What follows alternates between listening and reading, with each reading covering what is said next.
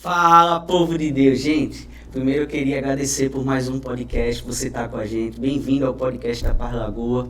Hoje eu tenho uma presença super especial de uma pessoa mais que especial. A pastora Pati vai estar com aqui a gente. Vai ser massa. Pati, seja bem-vindo ao podcast Parlagoa. Ô, Carlinhos, você não sabe com que alegria eu tô aqui. Eu vou confessar um segredo, eu sempre achei o máximo esse podcast. E eu dizia, quando eu crescer um dia, eu quero ser convidada para ir para lá. Porque assim, vocês fazem tudo com muita excelência. E é uma honra para mim estar aqui, é um privilégio para mim estar aqui com vocês. A gente tá feliz também de ter você aqui. Você é uma pessoa que a gente tem uma relação maravilhosa, na verdade. Graças a Deus. Próxima, profunda. Graças a Deus. Mas, Pati, vamos começar como a gente sempre faz aqui no nosso podcast. Fala um pouquinho da tua história.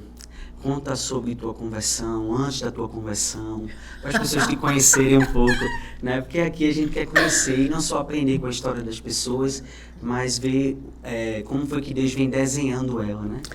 Então, Carlinhos, eu fui a improvável, né? Na minha casa, eu sou filha de uma família católica. Minha mãe tinha 3 filhos e quando ela já não imaginava que ia ser mãe de novo, ia fazer uma esterectomia, descobriu que estava grávida. E na época o médico disse, né, vamos fazer logo a cirurgia, porque você vai perder mesmo, então a gente já tira logo tudo junto.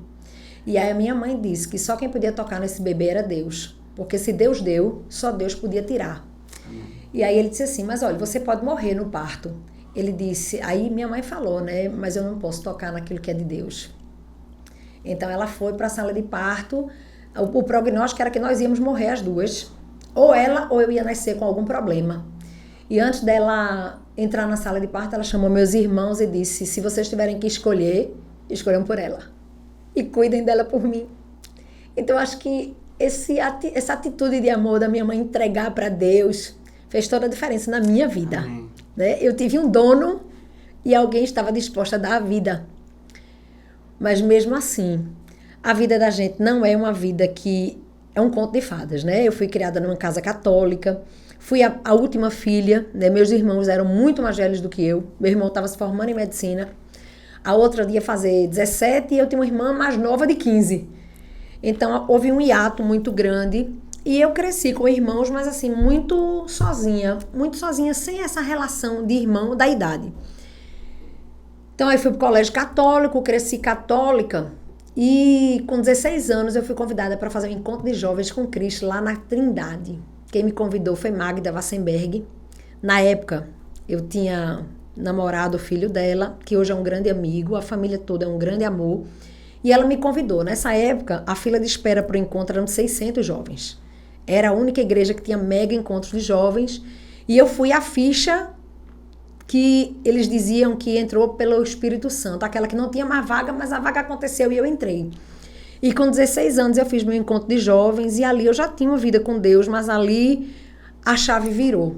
E eu me lembro que foi no colégio que eu estudava, no Salesiano, e eles dividiam 600 jovens para uns 4 ou 5 pastores. E naquele momento eu fui enviada para Miguel. Miguel era o pastor da juventude na época, era um dos pastores, e ele orou comigo e a partir dali aquela pessoa de Miguel virou um referencial para a minha vida. Eu tinha só 16 anos e eu fui a primeira convertida ao evangelho da minha casa. Então, aquilo que era a menininha da casa passou a ser aquela que contrariou tudo que a casa fazia. E eu me lembro que foi uma batalha muito grande e a minha mãe era uma pessoa, assim, muito firme nas coisas dela e para ela, eu não seguir a religião dela era uma vergonha, era uma coisa muito grave. E ela era católica, fervorosa, a gente tinha um envolvimento grande na igreja católica. E para ela, né, o pessoal antigamente dizia assim, você está desfazendo o que eu fiz. Quem é você para dizer que eu estava errada e você está certa? Então, com 16 anos, eu comecei essa caminhada contra a maré da minha casa. E foi uma caminhada de muitos anos, foi uma caminhada que, quando eu fiz o encontro de jovens, ela não queria que eu fizesse os encontros pós-encontro de jovens e foi muito difícil. E a partir dali começou, né? Essa luta pela minha vida, do Senhor querendo mais perto, eu sabia disso, mas ao mesmo tempo numa igreja católica, que é uma igreja que deixa a pessoa muito à vontade, né? É uma igreja muito assim, tranquila, mas que a gente não tem esse confronto com o evangelho genuíno. A gente, naquela época, eu tô falando isso há 16 eu tenho 48, são 32 anos atrás. Então, naquela época, a igreja que eu conhecia era uma igreja que você ia pedir perdão. Você errava, no domingo pedia perdão. Então, aquilo veio muito comigo, né? Essa igreja que você erra, domingo você pede perdão. Você vive a semana como você quer e domingo você pede perdão. E mesmo depois de começar a frequentar, na época, a episcopal anglicana, isso era uma cultura. É uma cultura de uma religião que você acaba acreditando que pode ser assim, né? E mesmo na igreja evangélica, isso era tão forte que você pode viver porque Deus perdoa tudo. Então, mesmo na igreja evangélica, a gente pode... Por que eu falo igreja evangélica? Porque ela é mais forte, ela é mais incisiva, ela bate mais pesado. E eu passei muitos anos achando isso, que Deus me ama, Deus perdoa. E as grandes transformações da minha vida não foram nesse tempo. Foram de 15 anos para cá. Foi quando eu fiquei frequentando a igreja, aí teve toda a história, que a igreja se dividiu, aí nessa época eu estava em Piedade, e aí mamãe começou a ir comigo para Piedade. Naquela época, Robinson, ele batia muito de frente com manhã, porque mãe era católica, e ele, às vezes, com um ácidozinho na fala, ele mais afastava do que aproximava, sabe? Ele, cadê as suas imagens? E ficava rindo da cara dela. Então, isso para mim foi muito desafiador, porque ao invés de chamá-la, ele afastava pela colocação, tu me entende, né? Então, a gente começou a ir para Piedade. Quando Piedade começou, eu tinha 18 anos, e ali a gente começou a ir, mamãe começou a ir comigo. Em 2000 eu fiz o cursilho, e mãe fez o cursilho comigo. E eu sabia que ela só iria fazer o cursilho se eu fizesse. Então, meu cursilho não foi muito bom, porque eu fui por ela. A minha atenção estava nela. Mas Deus ali honrou poderosamente, e ela teve um encontro com o Senhor e começou a fazer alguns questionamentos sobre a fé dela. Entendi. Foi muito lindo. Foram anos orando pela minha mãe. Anos orando por ela, só eu. Eu fui a primeira da minha casa. E eu acho que isso é uma coisa que Deus sempre fez comigo, né? Eu sou sempre a que rema contra a maré.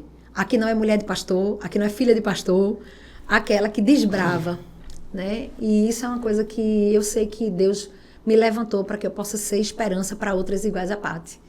A gente não precisa de outra coisa a não ser do Senhor. Ele é suficiente. E aí, naquele momento, manhã fez o encontro, a gente começou a voltar para a Zona Norte, e a gente tinha um carrinho velho, Carlinhos, o carrinho mal andava. O carrinho teve uma vez que deu carona a um padre, ele ficou fazendo assim para ver se o carro andava, com a força do carro. Então, tinham essas questões que não ajudaram a gente a ficar em Piedade mais tempo. Então, a gente precisou voltar para a Zona Norte, para a área norte, e naquela época foi onde teve a ruptura de Paulo Garcia com Sérgio Andrade. E a gente foi com Sérgio Andrade para começar uma nova igreja. Depois alugamos uma casa na Alfredo de Medeiros, construímos uma igreja onde hoje funciona a Anglicana Zona Norte. Então, aquela casa ali, quando ela foi alugada pela primeira vez, nós estávamos no grupo que a alugou, que transformou aquilo ali num templo. E aí fomos caminhando, eu casei nesse meio tempo, Davi começou a frequentar a igreja comigo. E quando a gente frequentava a igreja que funcionou ali, quanto mais da palavra eu me envolvia, mais eu fazia questionamentos àquilo que era falado no culto. Então as coisas não estavam fazendo muito sentido. E aí foi quando eu disse, Senhor, para onde eu vou? Eu preciso de um lugar que não negocie a tua palavra. E aí Deus me levou de volta a papai, já casada, já com Guilherme. E foi quando eu estava no culto e o Senhor disse, eu te trouxe de volta para casa, porque foi aqui que você se confirmou comigo, em 2000. Amém. E aí eu voltei e a caminhada tem seguido assim. Tem tanta história, Carlinhos, é muita coisa. A gente vai conversar muito. Mas, veja, eu queria conversar sobre uma coisa que você falou aí que me chamou a atenção. Foi, até porque na minha história tem um pouco disso. Assim, eu cresci ouvindo a história da minha mãe. E eu sei que isso faz todo sentido quando você constrói sua história diante de Deus. Porque, às vezes, a sua vocação, seja ela qual for, que você venha exercer, ou pastoral, ou qualquer outra coisa, ela extrapola a fidelidade a Deus, né? Então, o mais urgente, né? E eu cresci com uma história assim. Minha mãe teve 2 filhos, né? Eu sou o caçula. E o mais velho, né, tem 10 anos, 9 a 10 anos, né, caminhando nessa direção. Minha irmã tem 5 a 6. E eu sou o caçula. E eu não fui planejado. Minha mãe, ela passou, teve os 2 primeiros, e minha mãe sempre fez tabelinha, né? Eita! Eles seriam que é isso, mas tudo bem, ela fazia tabelinha. Ela fazia tabelinha. E ela fez tabelinha, tipo assim, 5 anos fazendo tabelinha, depois da minha irmã, né? Aham. Aí ela esqueceu a tabelinha no médico. Vê só. Aí eu nasci desse acidente, né? E ela disse que quando descobriu que estava grávida, pai me fez, meu Deus, como é que vai ser da minha vida agora? Eu não tenho nada. É desse Eu não, jeito. eu não tenho como manter esse menino, ele está passando pelo pior momento financeiro da nossa vida, e não sei o que, desesperado. Aí minha mãe disse que falou assim pro meu pai, ela sempre, eu cresci ouvindo essa história, né? Disse assim, olha, filho é bênção do Senhor. É desse jeito. Nunca vamos falar isso, né? Falava pro meu pai. E sabe o que aconteceu? Eu nasci naquele hospital do servidor. Sim. E aquele hospital do servidor, eu fui uma das primeiras, eu não sei se eu fui o primeiro, eu não lembro assim, mas eu fui um dos primeiros a nascer lá. Ele estava novinho em folha. Eita. Né? Então, eu nasci lá. E num corredor do hospital, meu pai começou a receber proposta de emprego. Então, assim, a prosperidade começou a surgir a partir do meu nascimento. Então, tanto é que eu nunca apanhei do meu pai. Meus irmãos sempre apanhavam. E eu nunca apanhava, porque meu pai associava a prosperidade. Eu estou dizendo que isso é certo, tá? Eu sei que meu pai era alguém muito infantil, né? Óbvio. Sim, é fé infantil. Mas, imaturo demais. Mas estava muito atrelado a mim. E eu cresci minha mãe falando isso. Tanto é que eu lembro, quando meu irmão brigava comigo, aí meu irmão, por exemplo, dava um cascudo, fazia alguma coisa comigo que eu ia chorar, ele dizia, tu fazendo isso que você nunca apoiou, nunca passou o que eu passei, né? Então, meio que eu sempre visitava essa história. Então, você falou uma coisa muito interessante, que é a questão do posicionamento. Do posicionamento da sua mãe ali, né? Como Exato. aquilo ali foi uma base sobre a qual você fundamentou a sua vida, né? Uma memória, né, do agir de Deus na sua vida. Então, eu queria que tu falasse um pouco sobre isso, assim. Quanto tu precisou voltar para esse lugar, sabe? Para poder consolidar a tua fé nos momentos de rejeição, de qualquer coisa que você tenha passado, né? De abandono, e essa filiação em Deus, esse cuidado de Deus desde o começo do ventre, é tão nítido, né? Então, eu mesmo visitei muito isso. Não porque eu sou queridinho de Jesus, nada disso, mas para voltar, assim, para entender a relevância que Deus dá, né, à nossa vida, né, à nosso gerar. Tem uma coisa, Carlinhos, assim, que às vezes a gente está no processo e a gente não vê como a gente vê hoje. Eu acho que a maturidade, ela ajuda muito a gente a revisitar de maneira mais própria a nossa própria história. Mas uma coisa, assim, que sempre foi muito forte foi que a gente não pode quebrar princípios, mesmo que isso custe a nossa própria vida. Porque manhinha, ela já tinha tido 2 abortos antes de mim, ela realmente estava com o útero maduro, ela perdia e tinha muito sangramento, perdia e tinha muito sangramento. Então, se ela tivesse outro bebê, a tendência era que perdesse de novo. Eu já era a 3ª gravidez que ela tinha consecutiva e 2 ela perdia. Então, assim, era tão natural que ela perdesse o próximo, mas naquele momento havia um princípio que não podia ser quebrado, ainda que custasse a vida dela. Então, essa posição dela, de não quebrar princípio de Deus, custe o que custar, é uma coisa que para mim é muito forte, sabe? E às vezes a gente quebra princípio por tão pouco. E manhã, quando ela... O prato de lentilha. Lentilha, né? O prato de lentilha. Não, e às vezes até faz sentido, né? Porque era a vida dela, o que estava em jogo era a vida dela. Né? Mas talvez sempre esteja em jogo a nossa vida. Né? A gente fala assim, estava em jogo, a nossa vida está em jogo o tempo todo. E ali, até quando ela disse... ela, né? Não, e foi o que ela disse, né? O que se Deus deu, só Deus pode tomar. Né? Então, ali, naquele momento, aquela postura dela, falou muito alto. Né? Isso eu só vim entender depois de um tempo, porque eu era muito menina, não entendia essa profundidade, né? E com o passar do tempo, a gente se pega em situações que quebrar princípios pode resolver a nossa vida. E foi nesses últimos 15 anos que Deus me ensinou a morrer, ainda que eu precise morrer, para não quebrar princípios. Então, assim, esse momento dessa vida, quando eu cheguei, ao contrário de você, a crise financeira na minha casa começou. Meu pai vivia muito bem, tinham 3 carros zero, ele viajava todo ano para o Rio de Janeiro, mas pai trabalhou com engenharia química, com usina de cana-de-açúcar. Ele desenhava a usina, ele era muito bom nisso. E ele fazia o rendimento do álcool. E eu nasci em 75, mais ou menos em 80 começou a crise da cana-de-açúcar, a crise do álcool, né? Onde ele Foi assim, o pessoal que foi para falência, foi bem complicado. Então começou a queda da minha casa. Começou os grandes problemas financeiros, né? Logo depois que eu nasci. E eu vejo, sabe, que de alguma forma, eu sempre acho isso, Carlinhos, até hoje nunca eu fui decepcionada. Toda vez que uma criança chega, o renovo chega antes de algo ruim acontecer, sabe? Sempre chega uma criança, geralmente, antes de alguém morrer. Quando os gêmeos chegaram, 6 meses depois, manhã morreu. Então, é como se Deus desse um motivo de vida para você superar o luto. Eu não sei se foi assim na casa de vocês, mas na minha casa tem sido assim. Antes do meu pai morrer, chegou Lucas, que é meu sobrinho, que eu tinha como filho. Meses depois, pai morreu. Então, essa questão da vida, ela acaba sendo uma força para você viver. Então, manhinha tinha mais um motivo para viver, porque tinha aquela criança para ela cuidar. Então, quando começaram os problemas financeiros lá em casa, eles viveram muito, muito bem, e depois, pai era um cara muito de coração bom. Pai acreditava em todo mundo. Todo mundo para ele era gente boa. Eu estou tentando até melhorar isso, porque eu peguei muito isso dele. Todo mundo é bom. Aí quando quebra muita cara, a gente começa a repensar ser mais prudente, isso. Né? É.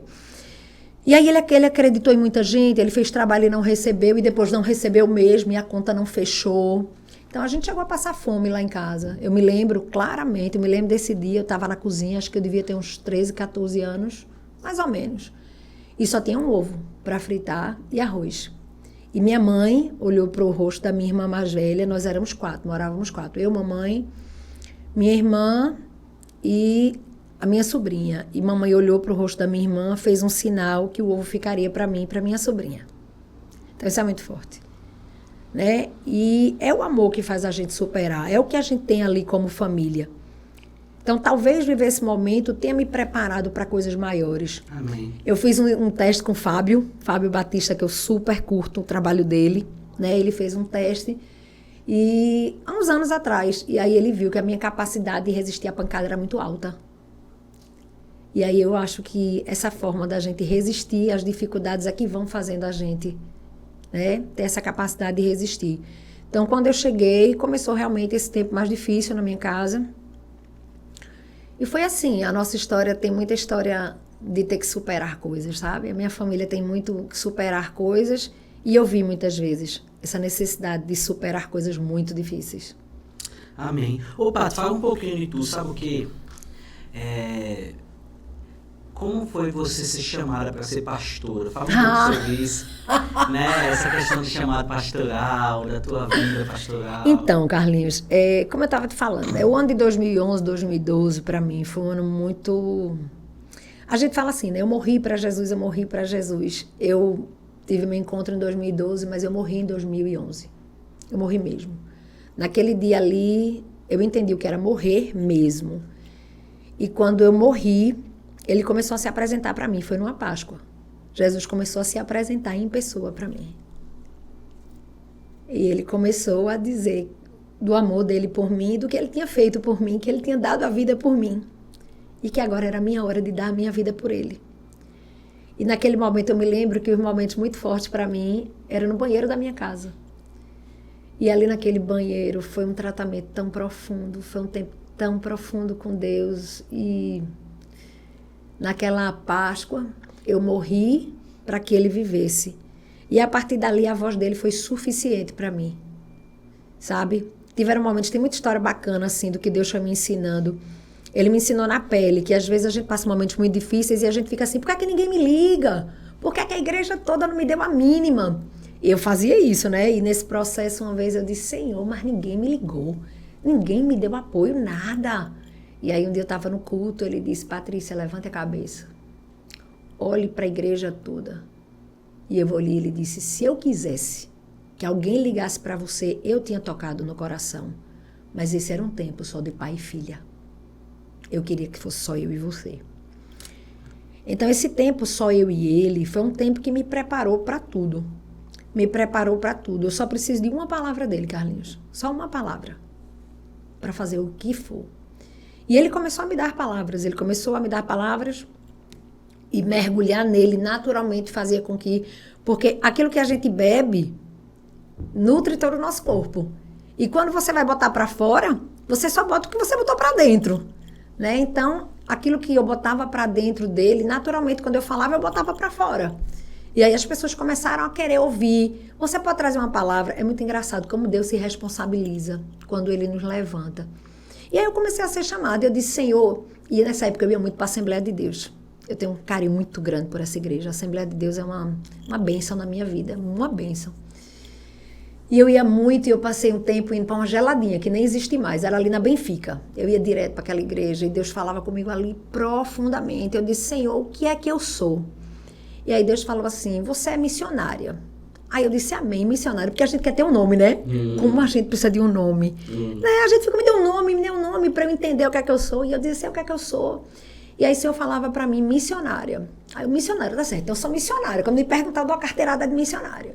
Aí eu disse, Senhor, me confirme isso. Nessa época eu frequentava uma igreja chamada PDC, que hoje já não está mais nem nesse lugar. E aí eu disse, eu no meu espírito orando, eu digo, Senhor, fale para mim mesmo se eu sou missionária. No meio do culto, Carlinhos, o pastor para o culto e disse, você! Aí apontou assim para mim, disse, você mesmo! Meu Deus do céu, ele dizia, você sabia que você é uma missionária? Aí eu, tá certo, Jesus, já entendi. Obrigada, pastor. Mas era uma coisa que estava no meu espírito. Então, assim, Deus nunca foi pirangueiro nas minhas perguntas. Ele sempre foi extravagante. Eu disse, sim, eu amei, eu sou missionária. Então, eu comecei, né? Eu pregava quando alguém chamava. E avançando naquilo que Deus tinha para a minha vida, missionária. Aí, a gente começou a fazer a zona área norte, né? Eu veio para cá para fazer a zona norte, a igreja. E eu sei onde é que o Senhor me quer. E o Senhor fica aqui. Aqui foi onde eu te chamei. Aí, quando foi a Zona Norte para começar, algumas reuniões foram na cobertura da minha casa. Não tinha pastor, não tinha nada ainda. E Deus falava muito claramente que Ele estava levantando a igreja dele. Carlinhos, isso é engraçado. Coisas que eu dizia assim, Senhor, vai ser ali. Ele dizia para mim, vai, mas agora não fale nada. Então, coisas que eu sabia que ia acontecer, mas Ele não fale nada.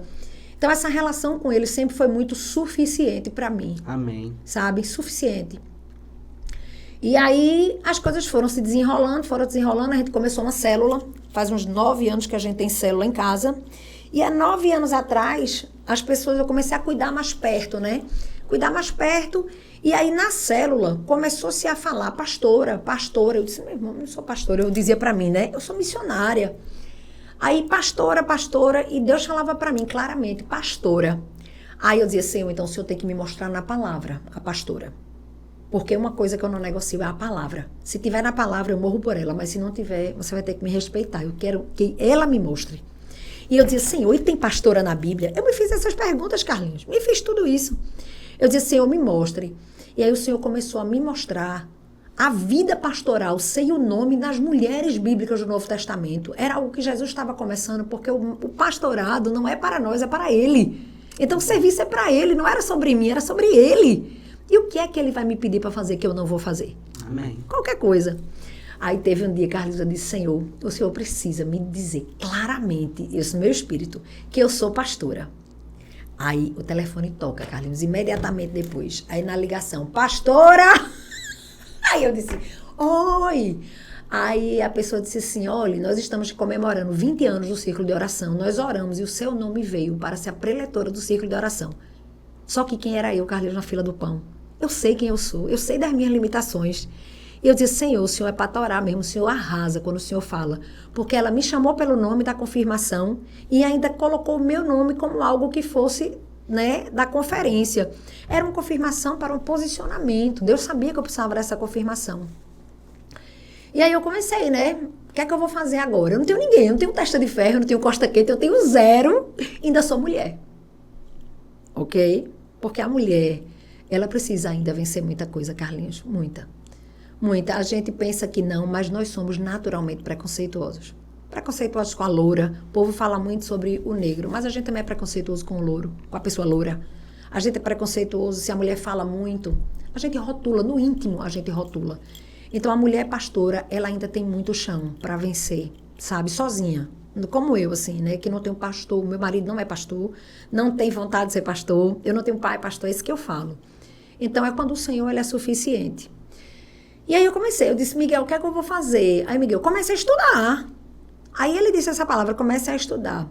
E eu entendia que exatamente por não ter essas aberturas de porta, eu tinha que fazer uma carreira muito sólida. E, sim, tem uma história linda para contar antes. Linda, linda, linda, linda. Eu estava numa tarde de oração. E eu estava saindo de uma tarde de oração. Isso era 2015, 2016. E aí o Senhor falou para mim, me devolva no altar o que eu lhe dei. Aí eu devolver no altar o que o Senhor me deu, isso na oração, no meu espírito. Aí ele me mostrou o diploma de odontologia. Eu sou formada em odonto, especialização e mestre, ainda tenho aperfeiçoamento na área de prótese estética dentária, né? Aí ele me mostrou o diploma. Aí eu disse, o senhor quer o meu diploma no altar, o senhor quer que eu entregue? Aí ele disse, quero. Aí eu disse, mas o senhor me deu? Aí ele me mostrava os livramentos de acidente. Ele me mostrava o ar que eu respirava. Ele mostrava a minha saúde. Ele mostrava a minha inteligência, o que ele estava me dando para que eu pudesse fazer a faculdade. Então eu não tinha o título porque eu estudei, eu tinha o título porque ele me sustentou. Amém. Era muito maior do que o intelecto. Era sobre a base da minha existência. Então tudo que eu tenho é porque ele me dá. Cada dia de vida é porque ele me deu. O que eu realizo é consequência da bondade dele. E aí eu entendi que eu tinha que devolver o diploma. Era um tempo que eu não ia mais trabalhar como dentista. Isso ele falou no meu espírito. Quando eu cheguei em casa, no outro dia, meu marido virou para mim e fez, vá cancelar o seu CRO, você não vai ser mais dentista, não. Aí eu, caramba, foi assim, na lata, porque ele nem sabia porque estava dizendo isso. Talvez se Deus não tivesse ficado comigo, eu até ficasse chateada com ele. Mas eu entendi que Deus estava botando na boca do sacerdote da minha casa a palavra dele para a minha vida. Amém. Porque muito embora Davi não seja pastor, biblicamente ele é o meu sacerdote. Eu creio como eu vivo, que o Senhor coloca palavras na boca de Davi de autoridade sobre a minha vida. Isso é muito tranquilo para mim. Então ali ele estava me dando a autoridade para eu ir cancelar no mundo, né? Porque Deus ele não age de forma batendo de frente com a autoridade humana. Ele age em consonância com a autoridade que ele mesmo deu. E aí eu fui lá e cancelei o meu CRO. E aí eu entendi que era o tempo dele, né? E foi quando eu fui estudar teologia, e eu disse, Senhor, eu não posso fazer uma coisa que tenha validade só para os meus. Eu preciso fazer algo que tenha uma validade em qualquer lugar que eu esteja. E aí eu fui fazer uma faculdade. Com 40 anos, fui fazer uma faculdade de teologia, bacharelado em teologia. Você é onde? Fiz na FTSA. Como eu tinha os meninos pequenos, eu precisava de uma faculdade que eu não precisasse estar presencialmente lá. Claro. Então eu comecei a estudar à distância. 2 desafios, uma faculdade nova e modalidade à distância, que não é meu forte. Meu forte é cara a cara. Eu gosto de gente, E aí eu fui e eu disse, Senhor, como é? Porque quando a coisa começa, a gente não imagina como vai ser. Eu digo, Senhor, como? É algo, né? Pastora, como? Como é você pastora? Como? E aí o Senhor, ele se responsabiliza por aquilo que ele faz. E aí eu comecei a fazer a faculdade, terminei em 3 anos, me graduei, fiz as disciplinas anglicanas e foi muito interessante porque na época eu frequentava a Zona Norte e tinha uma coisa muito interessante, assim, como Deus, ele falava comigo sobre quando a gente serve, ele nos responde. É quando a gente se dá ao outro que as coisas ele vai falando para nós. E nessa época, eu tinha sido chamada, eu já tinha terminado a faculdade, as disciplinas anglicanas, estava como ministra local da ZN, e aí eu tinha ido pregar em Vitória, na Anglicana Ressurreição, lá do Bispo Márcio Simões, e Fernanda Durães tinha ido comigo quando eu fui para eu não ir sozinha. E eu, poxa, que massa essa parceria, né? E um tempo depois, Fernanda foi chamada. E aí eu senti claramente que era minha hora de protegê-la, andando com ela na estrada. Como ela foi comigo, eu fui com ela. E era engraçado, Carlinhos, porque às vezes a gente complica tantas coisas, sabe? A gente bota tanta dificuldade, porque tem que ter um jeito, tem que ter uma métrica, tem que ter uma forma de falar. A gente coloca, eu não estou dizendo que isso não é importante, mas quando a gente engessa isso, a gente perde tanto do Espírito Santo, de como ele quer falar, de como ele quer agir. E quando eu fui acompanhar Nanda, Nanda não é pastora, Nanda não é seminarista, Nanda não é nada, mas Nanda se derramou ali no altar. E eu disse, eu quero honrar o que ela carrega. Eu quero te perceber fora da métrica, fora de todas as convenções, eu quero a tua presença. E quando eu estava lá, de joelho, que as meninas estavam orando na ministração, depois que ela pregou, eu vi, Carlinhos, claramente o Senhor, ele veio na minha direção. Tinha uma água que vinha do céu sobre a minha vida. E ele vinha com coroa de espinhos e colocava na minha cabeça. E ele dizia, nunca esqueça, essa é a sua coroa. Amém. A minha é a sua. E quando ele colocou a coroa na minha cabeça, eu não entendia o que era. Mas eu entendia que aquele momento tinha chegado, o céu tinha me coroado com a coroa de espinhos. E eu acordei no outro dia de manhã com a ligação de Jason. Pati, eu quero saber se você acha que o seu momento pastoral chegou. E aí eu entendi o porquê da coroa. E ele disse, mas antes de você me responder, você vai perguntar a 3 pessoas. A Deus, a seu marido e a você. E quando você tiver essas 3 respostas, você me fala. Eu disse, pastor, eu já tenho 2. A minha e a de Deus, só falta a do meu marido.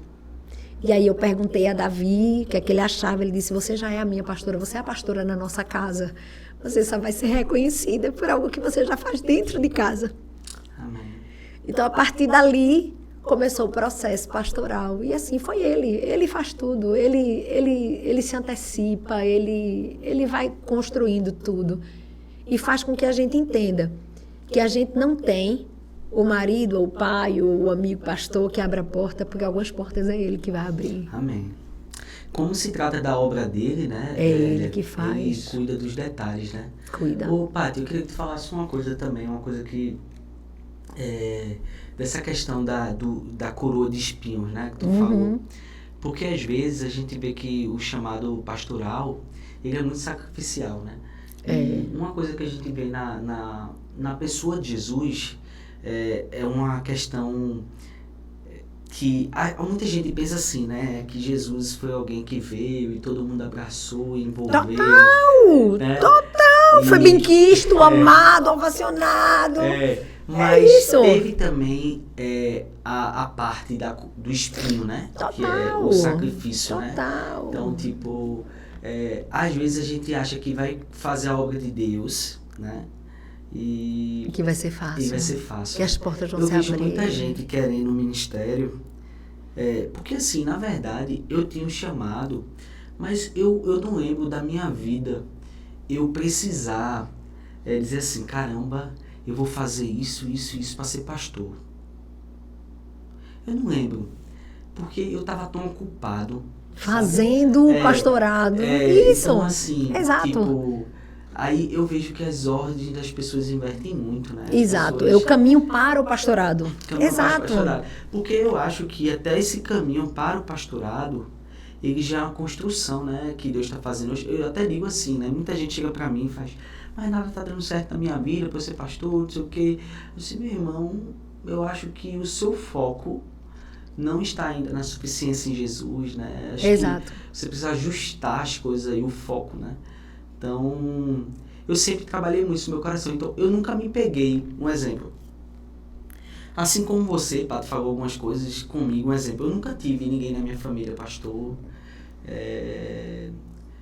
Na igreja, nunca tive ninguém assim que eu dissesse assim, não, essa pessoa está me ajudando no sentido... Abrindo as portas, me ensinando. Isso. Então, tipo... mas assim, eu nunca fui de reclamar sobre isso. Uma vez, eu fiz seminário... no Seminário Batista, então eu vi muitos seminaristas nossos falando mal da igreja, tá? Que nem tá na igreja mais, não é disso que eu tô falando, né? Sim. Mas sempre porque o foco das pessoas estava assim, se Miguel vai olhar pra mim, se Jesus se qualquer outra pessoa vai olhar sim. pra mim, vai me ver, vai não sei o quê.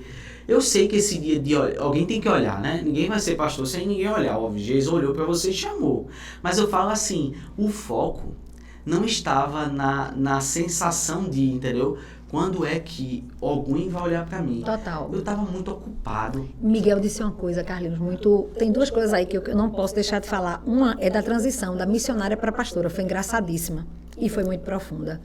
E outra é assim, Miguel disse uma coisa muito interessante. Ele disse que o olhar não é de nos ver, é de nos reconhecer, porque quem já nos fez foi o Senhor. Amém. Então as pessoas não olham para nós e nos fazem, elas olham para nós e reconhecem o que Deus está fazendo. Foi como na célula, as pessoas reconheciam o que Deus estava fazendo. Então o nosso olhar Porque não só o olhar do outro, como é também a nossa responsabilidade. Não é da gente fazer o pastor, a gente reconhecer o pastor. Mas eu falo também, né? antes disso, eu entendi mais com o que você está falando, mas antes disso tem a questão assim, da sua vida Com Deus. com Deus, porque Total.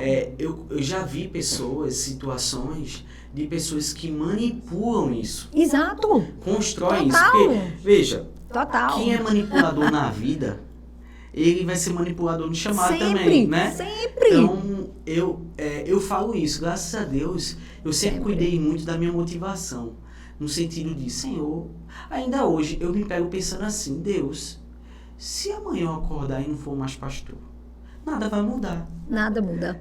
Nada vai mudar na minha vida, né? Eu me pego pensando nisso, porque é um exercício de dependência. Total. E é um exercício de desapego até o seu próprio chamado. Não é mais importante do que o seu chamado de amar a Deus. Total. Né? Então, por isso que eu sempre digo às pessoas, eu já vi muita gente assim, manipulando, construindo, levantando, Abrindo espaço para o filho. até afirmando para os outros que ele tem chamado. Não, eu tenho um chamado, né? Que Deus me chamou, então afirma pro outro, né? Exato. Então, cara, eu sabe o que eu acho mais triste? Mas sabe o que é isso? Às vezes, só para eu não perder a linha de raciocínio. Sim. É porque eu recebi o chamado muito cedo. Eu recebi o chamado com 15 anos. Então, assim, eu comecei a ser chamado de pastor muito cedo. Eu comecei a ser chamado de pastor antes de ser chamado na minha igreja, por incrível que pareça. Eu era chamado de pastor no colégio. Sim. Eu era chamado de pastor pelos meus professores, pelo meu diretor da escola, pelos meus amigos que não andavam com Deus. Então, para mim, essa questão do chamado sempre foi uma coisa que veio de Deus até mim. Natural. Nunca foi uma coisa que eu busquei do reconhecimento das pessoas, né? Sim, Entenda sim. isso. Então, por que eu estou falando isso? Porque eu acho isso muito importante, não só no ponto de vista ministerial, vocação pastoral, mas em tudo que você faz na vida, na sua profissão, na construção do seu casamento. Sim. Se você não tiver Deus como um primeiro ali, você sempre vai tentar dar o seu jeito para conseguir chegar lá. Exato. Não, e outra, né, Carlinhos? Você lembra que eu falei do negócio, você é missionária? Então, quando veio o pastorado, eu disse, Senhor, mas eu não sou missionária? O Senhor não confirmou?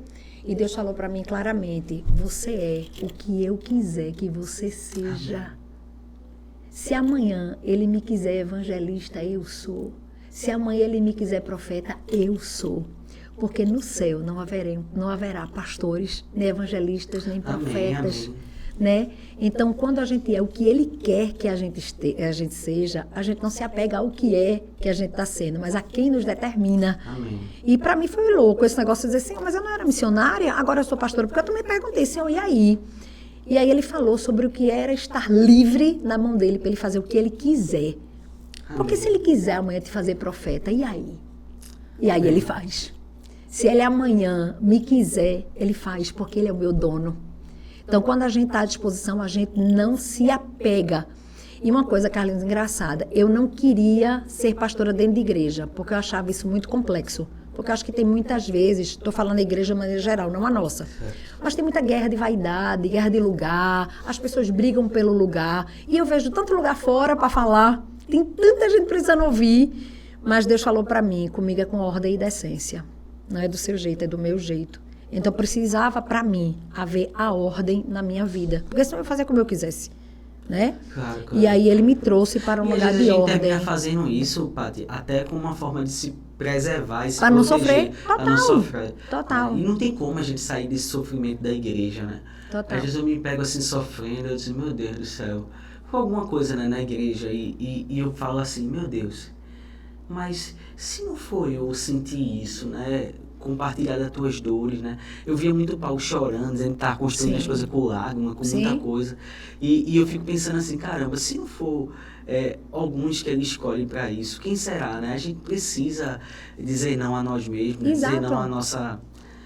e manter o coração muito intacto, porque às vezes a gente também cria mecanismos, os pastores são tão feridos, ou pastores, que muitas vezes podem criar mecanismos de defesa e não buscar mais ter relacionamentos profundos, né? É verdade. E eu, cara, eu busco diariamente desenvolver relacionamentos profundos porque eu acredito que é assim que tem que ser a nossa vida, né? Nós somos curados uns pelos outros também. Do mesmo jeito que somos feridos, somos curados. E a gente não pode proteger nós mesmos daquilo que Deus quer fazer. Verdade. Carlinhos, quando você fala aí, né, eu acho que tem duas coisas que a gente não pode deixar de conversar. Uma é que o que Deus tiver para nós, Ele vai nos preparar. Quando você é do exército, eu fui militar há 7 anos, você não lança uma pessoa na guerra, eu quero ir para a guerra, aí a pessoa vai lá, pega um fuzil, você treina. Você ensina ele a vestir a roupa, você ensina ele a se comportar. Então, aprender que a gente está sendo equipado para algo é muito importante, para a gente não se perder quando algo chega, ou fazer com a nossa mão. E aí, isso é muito, muito relevante, é você se deixar preparar por Deus. Não é problema você achar que vai ser um pastor, ok, mas se deixe preparar. Eu acho que essa é uma grande coisa que a gente não pode esquecer. Se prepare para quando a hora chegar você ser o melhor que você pode. E outra, é a gente não desejar algo que Deus não está nos dando, porque ao mesmo tempo Deus está nos dando outra coisa que a gente não toma posse, né? Teve um tempo que teve aquela questão lá toda que aquele pastor Ed René disse que podia, que não podia, e eu conversando com o Senhor, né? Eu digo, Senhor, que coisa mais triste as pessoas abraçarem o pecado como algo possível. E Deus falava para mim assim, filha, a coisa mais triste é que abraçar o pecado tira delas a possibilidade de serem transformadas. Porque quando eu me acomodo que eu sou assim, eu não me permito ser moldado. Então Deus tem algo para nós que é muito melhor do que a gente pode imaginar.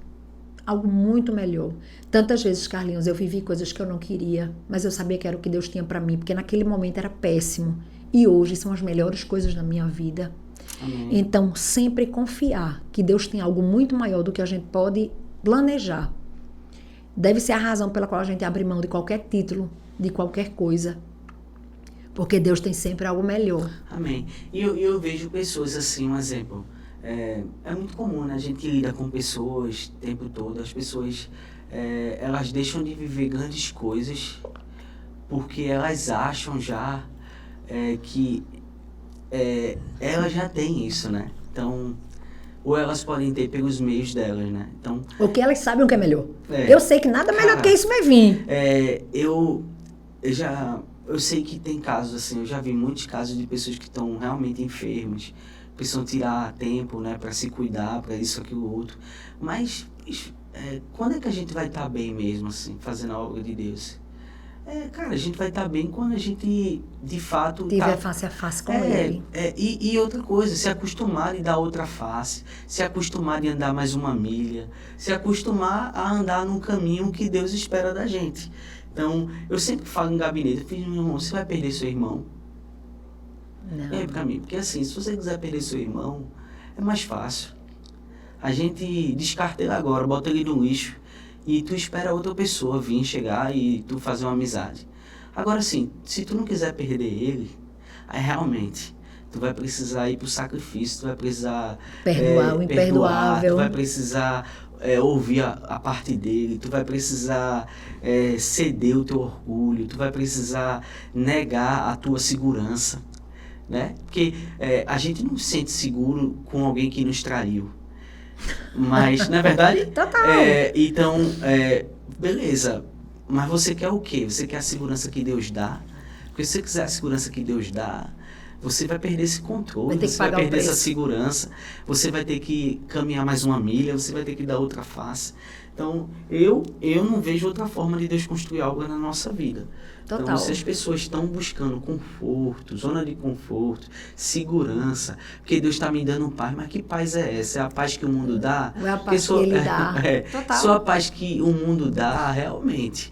Vá para uma palestra de coach, né? Não falando mal dos coaches aqui, que tem muita gente fazendo trabalho sério.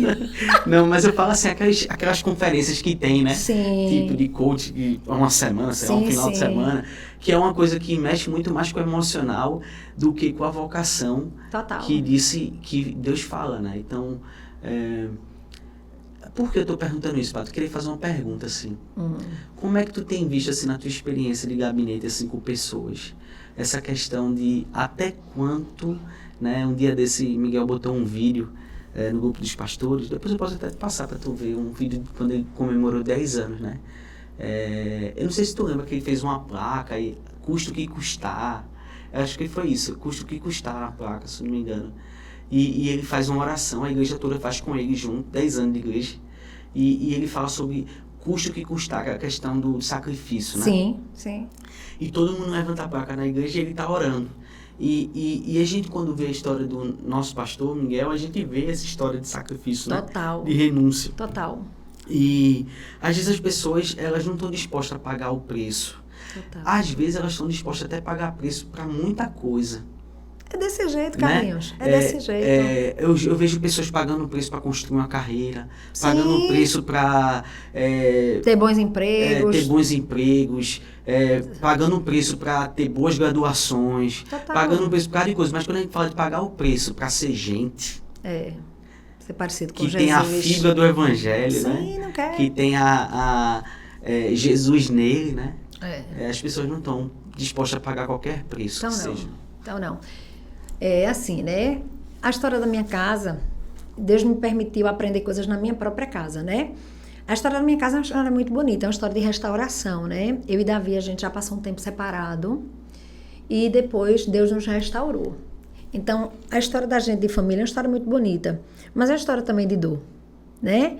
Davi passou um tempo, a gente passou separado, ele se envolveu com outra pessoa e eu dizia a Deus, Senhor, nunca mais eu quero. Me dê, e Deus podia me dar algo novo. Deus podia me dar um novo marido, Deus podia fazer tudo. E eu dizia, Senhor, o que é que o Senhor quer para mim?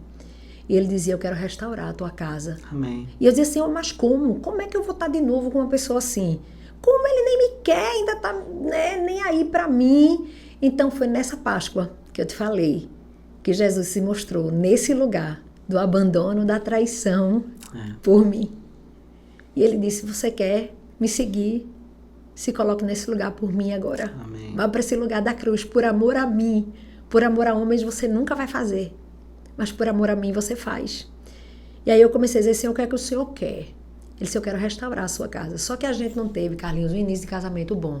O casamento da gente, o início, é muito ruim. Porque às vezes começa errado, né? A fatura chega. Não, exato. E assim, não é nem só errado de atos, é de... Muita gente casa separado. Muita gente já casa separado. A gente não junta o salário, a gente não junta a visão, a gente não quer se sacrificar, a gente só quer usufruir do que o outro tem para dar. Então as pessoas casam para se beneficiar e não para se doar mutuamente. Então acho que a gente casou no início muito assim. A gente estava em vibrações diferentes de vontade do casamento. Um estava doando e o outro estava recebendo e a conta não fechou.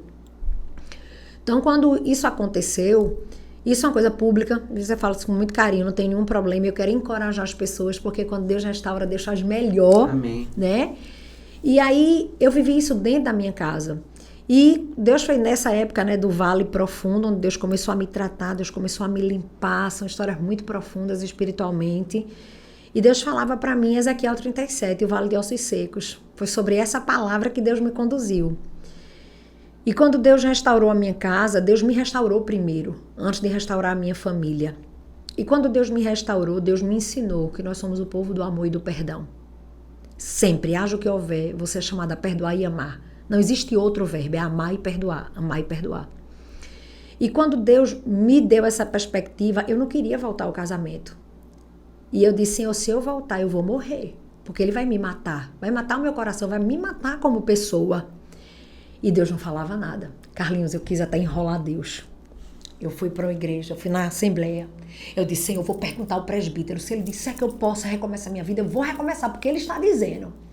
Aí eu fui andando na direção dele, eu queria só uma palavrinha. Aquela multidão de conselhos, né? Então. Mas eu só vou selecionar os que Os eu que eu quero. quero. Até porque era bíblico, né? Ele ia dizer o que eu queria, porque eu sabia que eu podia recomeçar, né? E eu disse, presbítero, o que é que o senhor acha?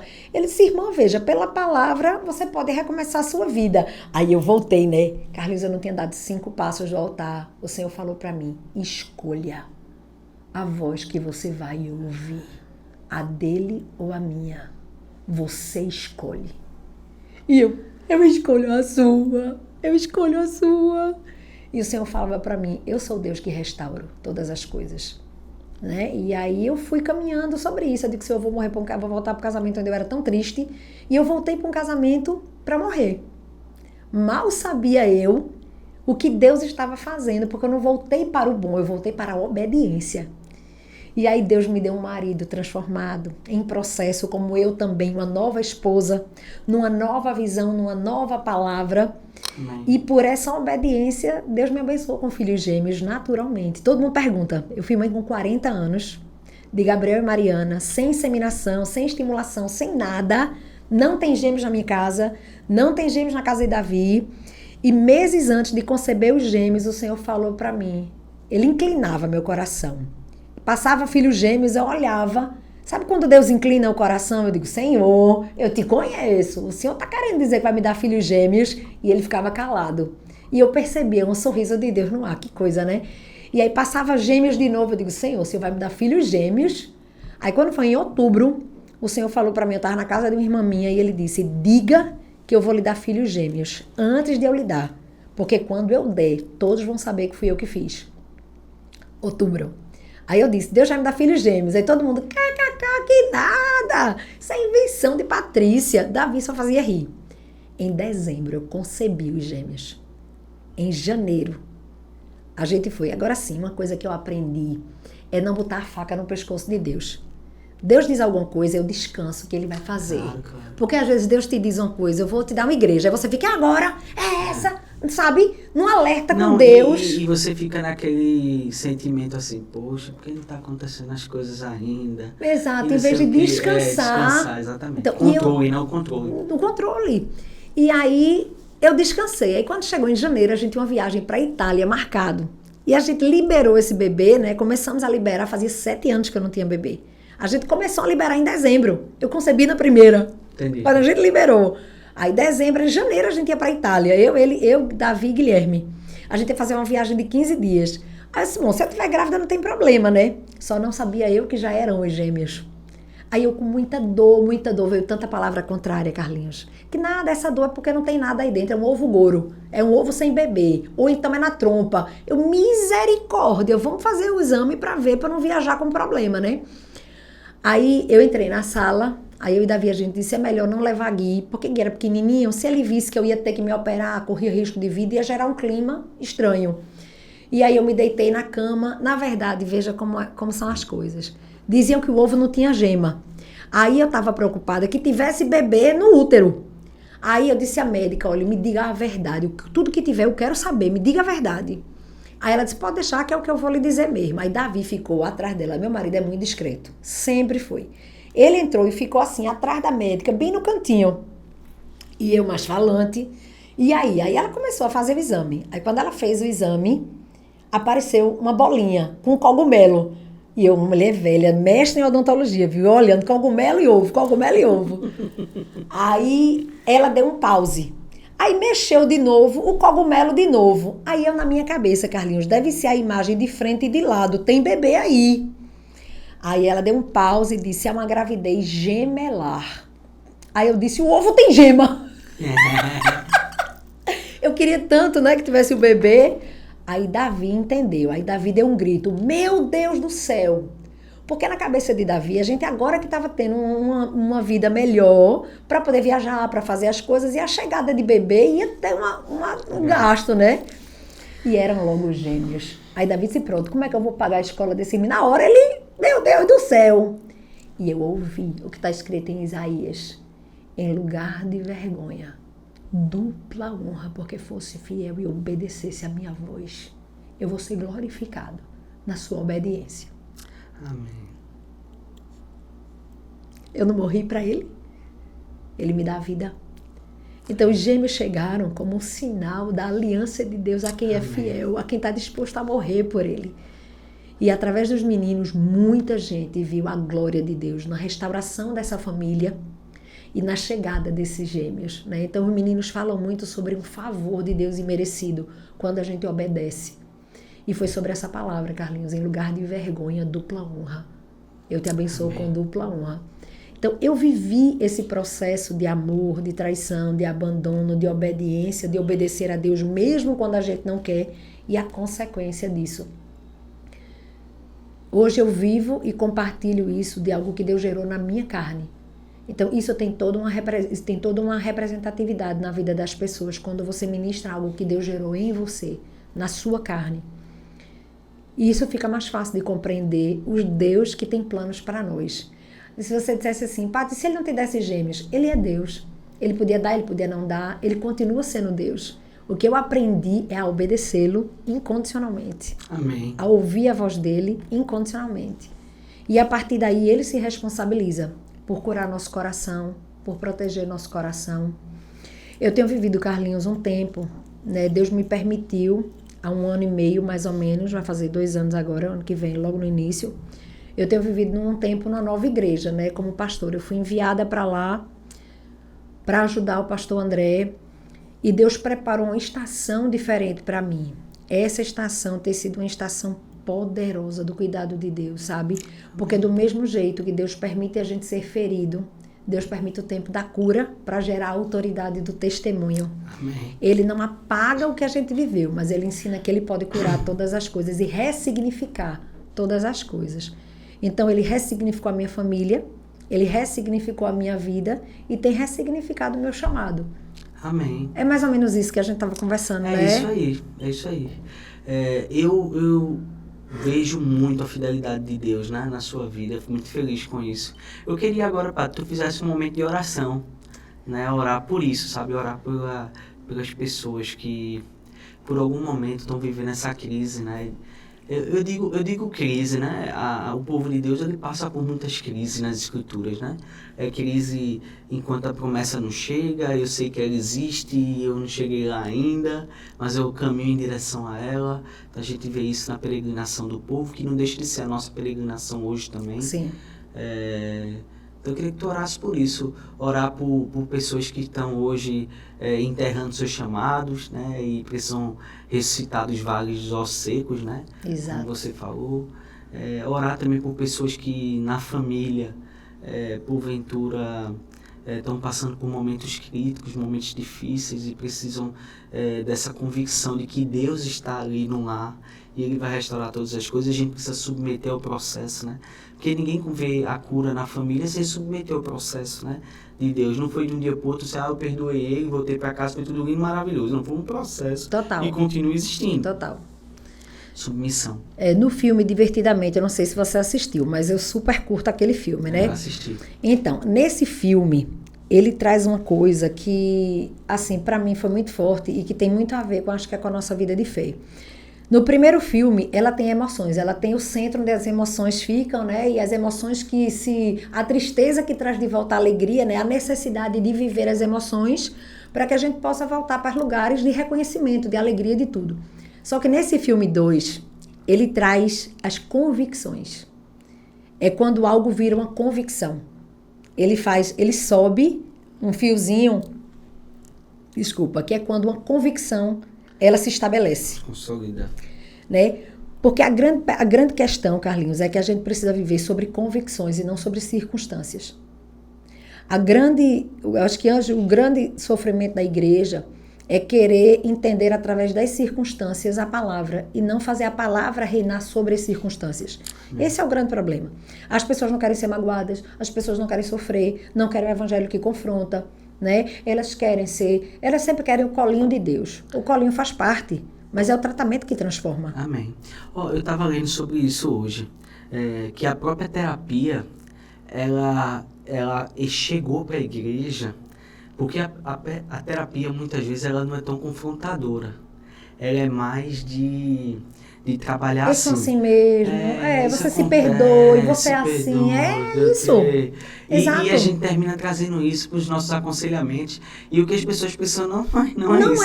É de uma tapa na cara, né? Carlinhos, foram as maiores feridas da minha vida que me trouxeram até aqui. Foi exatamente os confrontos. Eu digo muito, gente, veja só. A identidade de filho é algo que nos permite ver o quão a gente está errado e, ao mesmo tempo, o tanto que a gente é amado.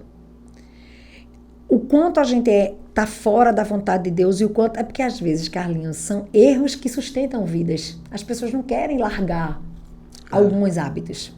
E é exatamente quando a gente larga, por exemplo, ter o controle de tudo. É uma dificuldade enorme para muita gente largar o controle. Eles querem que Deus faça aquilo que eles querem que Deus faça. Como pode ser diferente? E a gente abre mão da palavra. Como eu te falei, né? Eu cheguei até aqui em cima de palavras, de uma palavra. Foi uma convicção. A palavra de Deus é uma convicção. Então, sobre essa palavra, eu vou andar. Aconteça o que acontecer. Eu ando sobre uma palavra. E hoje, as pessoas querem muito andar sobre emoções e sentimentos. E a gente é chamado a viver sobre convicções. Né? Quando você pega a palavra e ela vira uma convicção, aí você estabelece uma vida em Deus. Então, se a palavra diz que tudo coopera para o bem daqueles que amam a Deus, tudo coopera para o bem daqueles que amam a Deus. A mudança acontece aqui, a metanoia é aqui. Não é fora, é dentro. Então, a gente está num tempo que nunca foi tão importante ler a palavra. E as pessoas não querem ler a palavra. As pessoas querem ouvir, mas não querem se dedicar a ler. Não querem perguntar, Senhor, me dá uma palavra. Me dá a palavra de Deus. Não, Deus quer te dar a palavra dele. E sobre essa palavra, você coloca a sua vida. Então, eu acho que é um tempo de voltar para a palavra. Onde todas essas questões, elas vão entrar no confronto o quanto a palavra importa. E ela precisa importar até que custe sua vida. Amém. Né? Então, custe o que custar. A palavra é quem governa a minha vida, não a minha vida governa a palavra. Porque quando a minha vida governa a palavra, eu sempre quero palavras. Ai, você é tão boazinha. Não, Paty, se perdoe, mas se reforme. Né? Aquilo que Jesus disse para a mulher, pega em adultério. Eu não te condeno, mas vai e não faz de novo. Então, falta esse assim. Não, ninguém apedrejou ela. Mas a palavra de Jesus não foi, vai e continua que eu te amo. Foi, vai e muda a tua vida. Então, é essa segunda parte que a gente precisa voltar a viver. Viver sobre uma palavra e um confronto de vida, até que Jesus seja realmente forjado em nós. Amém. Né? É isso. Amém. Amém. Vamos orar. Vamos orar. Pode orar, Paty. Vamos orar. Ore pela nossa vida. Senhor, no nome de Jesus, nós nos colocamos na Tua presença. Senhor, nós reconhecemos que nós não podemos nada sem o Senhor. Nós reconhecemos que os nossos planos são muito pequenos diante da Tua soberania. Nós reconhecemos que nós precisamos do Senhor, do governo da nossa história. Senhor, nós não queremos viver contigo de acordo com as nossas vontades, os nossos sentimentos, mas numa rendição total à palavra. Mostra-nos a Tua palavra. Libera uma palavra, Senhor, só uma palavra, na vida de cada um que vai escutar esse podcast, na minha vida, na vida de Carlinhos. E sobre essa palavra, nos ajuda, nos ensina a desenvolver uma convicção de viver e morrer confiando nela. Senhor, muito obrigada, porque a Tua misericórdia é a razão da gente ter chegado até aqui. É sempre sobre o Senhor. É sempre sobre o que o Senhor faz a nosso favor. O Senhor fez em Cristo tudo aquilo que nós precisávamos. Mas a Tua bondade continua nos mostrando Cristo todo dia. Senhor, nós temos planos e projetos, nós queremos submeter eles ao Senhor. Nós confiamos que o Senhor tem o tempo certo de todas as coisas. Pai, ajuda a Tua igreja. Hoje há uma brecha enorme do inimigo dentro da igreja. Ele tem colocado as pessoas num lugar de conforto, num lugar de pertencimento, mas sem pertencimento ao Senhor. O Senhor precisa ser o centro da vida de cada um que está aqui, de cada um que faz parte da Tua igreja. Não é sobre algo fora, é sobre algo no Senhor. É sobre a Tua vontade para nós, é sobre realizar os Teus sonhos. Senhor, eu confesso que nós temos tantas vezes tido batalhas sobre o que o mundo oferece, até mesmo na palavra, né? Até mesmo na igreja. Os aplausos das pessoas, os lugares de reconhecimento, de fama, de sucesso. E isso tem ocupado um lugar maior no coração de muita gente. E o Senhor, Pai, precisa colocar tudo em ordem. Nós queremos a Tua ordem. Queremos que Te fazer feliz seja verdadeiramente a maior razão da nossa vida. Quer a gente fique pregando dentro da nossa casa, quer a gente viva sem ninguém perceber, quer o Senhor nos coloque na frente de multidões. Que o Senhor, para o Senhor e no Senhor, seja o maior motivo da gente existir. Se eu sei que hoje tem pessoas sofrendo, como eu e Carlinhos aqui falamos, histórias de família, dificuldades na família, dificuldades no emprego, dificuldade de largar empregos que estão tirando tempo e tirando o Teu propósito na vida de muita gente. Pai, eu quero nesse momento declarar uma palavra sobre todas essas pessoas. Tudo coopera para o bem daqueles que amam a Deus, daqueles que são chamados segundo o seu propósito.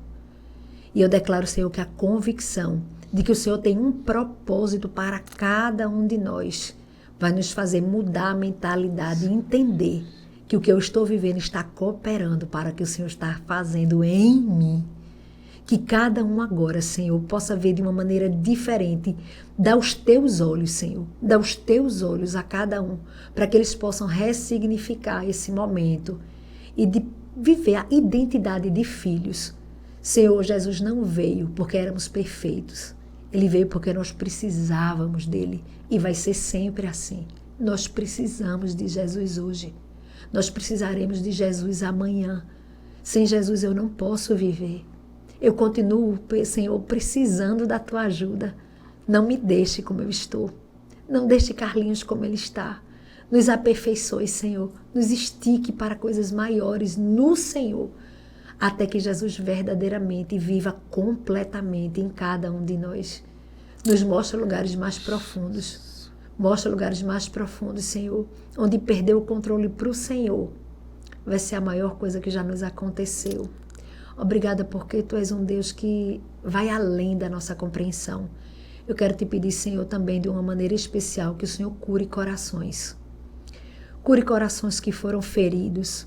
Palavras de pessoas que deviam encorajar, pessoas que deviam abençoar, que trataram os outros de uma maneira pejorativa, humilhando, diminuindo, até combatendo. Isso às vezes aconteceu dentro da própria casa.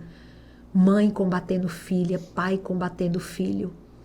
E em tantos outros lugares que isso não deveria acontecer. Todavia, Senhor, Tu és o nosso Pai, o Pai perfeito, o Pai que ocupa todos os espaços. O Senhor se responsabiliza por nós. Vai, Senhor, agora em cada mente, em cada coração, colocando a Tua paternidade, dizendo: ei, eu amo você. Eu estou com você, eu te gerei e eu quero continuar gerando a minha obra em você. E a partir dessa cura, você vai ser agente de cura para outras pessoas. Você não vai repetir o que fizeram com você, você vai transformar. Senhor, muito obrigada pela Tua palavra, Senhor, porque o Senhor tem falado fácil conosco. Continua, Senhor, falando fácil conosco. Uma vez, Senhor, eu li, alguém me falou sobre isso, aquilo que a gente não resolve na nossa vida vai respingar na vida dos nossos filhos. E eu quero Te pedir, Senhor, cura, Senhor, o que veio até nós, que eu e Carlinhos e todos os pais que escutam esse podcast, que eles resolvam, Senhor, situações e a partir dele não mais. A partir dele não mais humilhação. A partir dele não mais rejeição, a partir dele não mais mentira, a partir dele não mais orgulho, a partir dele não mais inveja, a partir dele não mais, a partir das nossas vidas, Jesus reinando. No nome de Jesus eu oro e Te agradeço. Amém. Amém. Glória a Deus, Fato. Obrigado. Gente, Obrigada. Queria agradecer por você estar escutando esse podcast, agradecer pela vida de Pati, que Deus continue usando você, minha irmã. E tamo junto, né? Tamo junto. Carlinhos, eu não quero terminar esse podcast sem honrar sua vida. Eu passei por uma situação que eu e você, a gente sabe, e o seu coração me curou. Você fez uma ligação para mim, pedindo perdão por outras pessoas. E naquele momento, eu recebi uma porção do coração pastoral. E eu quero lhe honrar e pedir que você nunca mude esse coração pastoral, humilde e servo, porque você tem inspirado a minha vida. Eu nunca vou esquecer daquilo. E eu quero ser como você, um coração pastoral lindo desse jeito. Tamo junto, minha irmã. Tamo Deus junto. abençoe. Beijo. Beijo.